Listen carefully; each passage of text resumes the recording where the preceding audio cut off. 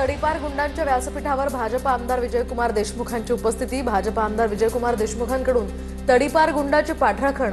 गुंड श्रीशैल हुळे याचं देशमुखांकडून अभिनंदन आणि आभार। सोलापुरात सीना नदीचा पूर ओसरल्यानंतर दृश्य ड्रोनच्या माध्यमातून समोर। पुरामुळे जिल्ह्यातील 4 लाख हेक्टरवरील पिकांचं नुकसान। बीडच्या कपिलधारवाडीमध्ये डोंगर खचल्यामुळे घरांना भेगा। घरांमध्ये नागरिकांना या ठिकाणी मोठं त्यांचं नुकसान। नागरिकांमध्येही भीतीचं वातावरण।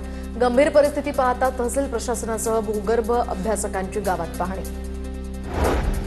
वर्धा तालुक्यातल्या येसगाव मुरदगाव या ठिकाणी शेतकऱ्यांना सोयाबीनच्या पिकावर रोटावेटर फिरवला।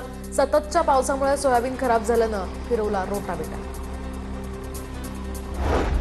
बीडच्या सिंदफणा नदीला आलेल्या पुरात पिंपळगाव कानडा या गावात अनेक घरांमध्ये पाणी। पूर ओसरल्यानंतर अद्यापही शासनाकडून कोणतीही मदत न मिळाल्याची पूरग्रस्तांची तक्रार।